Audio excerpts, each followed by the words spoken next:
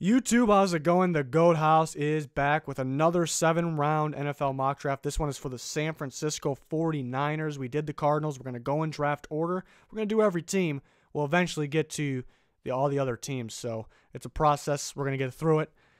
Apologize to the teams that are at the end, fan bases that their teams pick at the end, or the ones that don't have the first-round pick. We're going to get to them, but they're at the end. But yeah, again, we'll get there. But the Niners are today. They have an interesting situation. I just did a D Ford trade breakdown just before this video, so that made it interesting. What are they going to do? What are they going to do with the second overall pick? So I broke it down in the D Ford video, but basically they're going with a Leo defense, so D Ford's going to be your outside linebacker / D end on one side. It's kind of like what the Chargers run. Think of him as Melvin Ingram. He's off the ball most of the time. On the opposite side, what the Chargers do is they play Joey Bosa, and his brother happens to be in this draft. But they have Solomon Thomas. The problem with Solomon Thomas is I thought when he was coming into the draft, I thought he was going to be a 3-4 end or a 4-3 D tackle, most likely 3-4 end. The Niners playing him at 4-3 end. He hasn't really been doing too well, and I think that's the reason why. I think I hit that. I think I was right on that, where he should be playing. But, so it really goes into the second pick. What are they going to do? They could go Bosa, play him over Solomon Thomas, or they can go Bosa, slide Solomon Thomas into D tackle, or they can just take Quinnen Williams, who, I guess I'll spoil my surprise, but Quinnen Williams is my #1 player in the draft. So, but this is not what I would do. This is what I think the Niners would do. So it's very intriguing, this pick. It's a toss-up. Right before we get started with these 6 draft picks for the Niners, check out our Twitter, Instagram, Patreon. Links in the description for all of those. We're constantly talking with you guys on the Twitter, so check that out. But first pick, I went with Nick Bosa. It's just a feeling I got to what they will do. They could go Quinnen Williams, plug-and-play guy right next to Buckner, but they also...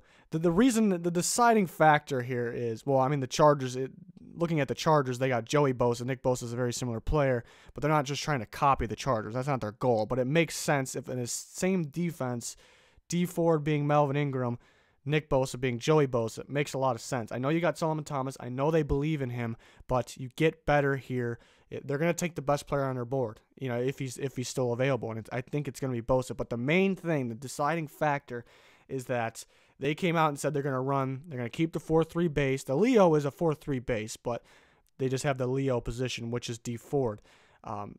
They have a bunch of players that are capable of playing the 3-4, to me. Solomon Thomas should be a 3-4 end, like I said. D Ford's an outside linebacker in a 3-4. Cassius Marsh, 3-4 outside linebacker, even though they can upgrade that. Buckner is a 3-4 end or a 4-3 D tackle. But they didn't say they're switching to a 3-4. They're keeping it a 4-3. Problem with Nick Bosa in a 3-4, I don't think he fits it. I think he fits a 4-3. So I think that's the reason they're keeping it.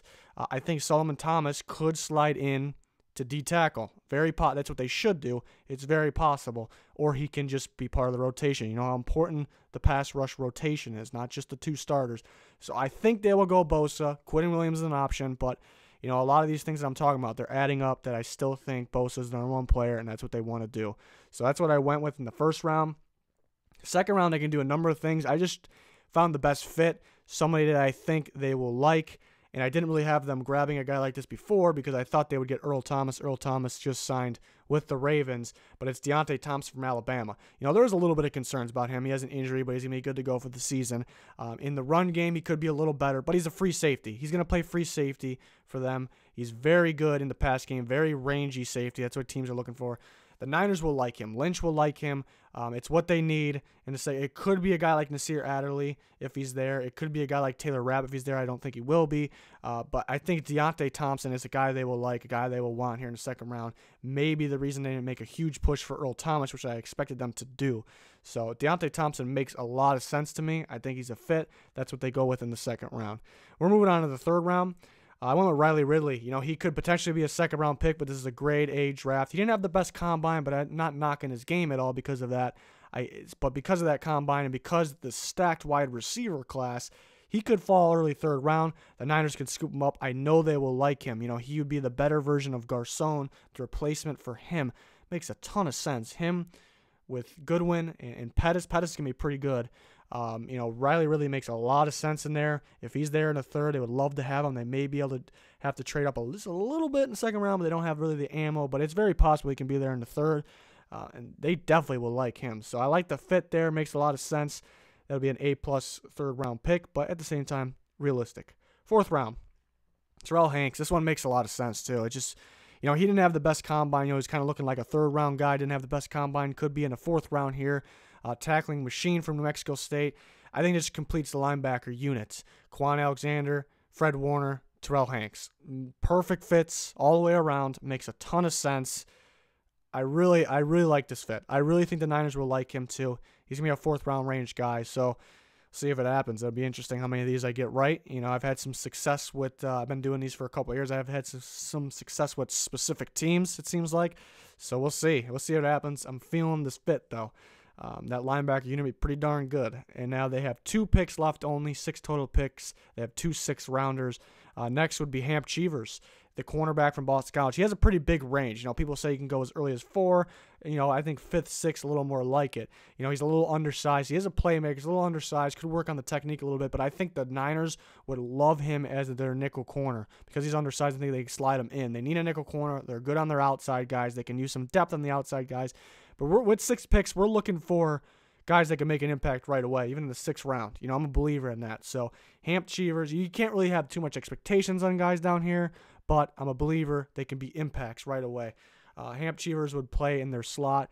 I was considering David Long from Michigan for them to start right away in their slot spot, but they would have to take him. Man, he could be sneaking up to 2nd round, but possibly 3rd. So it didn't all happen here, but I like Hamp Cheevers for them. If they wait for that spot, they also can get a free agent. We're still very early. The free agency technically didn't start till today, like pretty much right around this time. Maybe Bryce Callahan's an option for that. Just one that just popped in my head right now, so we'll see. Doesn't mean they can't get some depth here, though. And their last pick, another guy that's pretty rangy, could go from round 4 to 6. I'm thinking the 5 to 6 range. Dontavius Russell from Auburn, defensive tackle. I think he would be, you can't really expect too much right away. Well, let's say Solomon Thomas can't move inside. The other problem with Solomon Thomas moving inside, they basically have 2 of the more athletic defensive tackles. You kind of want to get more of a nose and a D tackle in there. So Russell would make sense for the rotation next to Buckner. But Thomas, I think, could do good things if they do decide to slide him in. But I think most likely he can be part of that pass rush rotation. But yeah, Dontavius Russell from Auburn, I think he's got some upside. Playing with very good defense. It's almost like an Alabama situation. Not quite as good, but they always have a pretty good D line. So some guys just they split production. Really is what it is. We see the same thing happening with Bama. So Russell has some upside. The Auburn D linemen always do. He can play D tackle. He can be kind of a nose. Can line up in the nose spot even in the 4-3. And definitely if they're running that Leo, they're going to want a bigger guy. They're definitely going to be on the lookout for a guy like this. Maybe it could be earlier in this. There's some multiple different scenarios we can go. Even if they have Quinnen Williams in with their first pick, that changes up everything. So that's why this is tough. But the reasons I explained for Nick Bosa, the signs still points to me for Bosa. For most people, maybe some Niners fans, them needing a D tackle a little more and them getting D forward may point them in the direction of Quinnen Williams, which I'm on board for that too. But I look more into it. I think, hopefully the reasons I explained about Nick Bosa make a little sense, but I'm not guaranteeing anything. I'm ready for surprises. There's always surprises on draft night, and that's what makes it the best sports draft in the world. So can't wait for that. Can't wait to rip out the 32 teams for this. We're going to do an updated mock draft later this week, hopefully. I just want, don't want to do it and then some trade happens like the Browns-Giants one for Odell. Shakes up everything, but it's going to be fun to do the mock drafts now that we see real needs and the Giants having 2 first-round picks. It's going to be a lot of fun. So can't wait to do all that. We'll keep you posted on our Twitter. Check that out. Subscribe to our channel if you haven't quite yet. There is plenty of NFL content on this channel. Free agency, draft, predictions during the season. Got a lot of stuff. So that'd be much appreciated if you can subscribe, like, and click the notification button. We always got random videos that aren't scheduled. And we always have random live streams that aren't scheduled, so that notification button is a must. Following our Twitter is a must because we try to keep you updated on that. But that's going to do it. Thanks for everyone's support. Thanks for watching. More to come. Goodbye.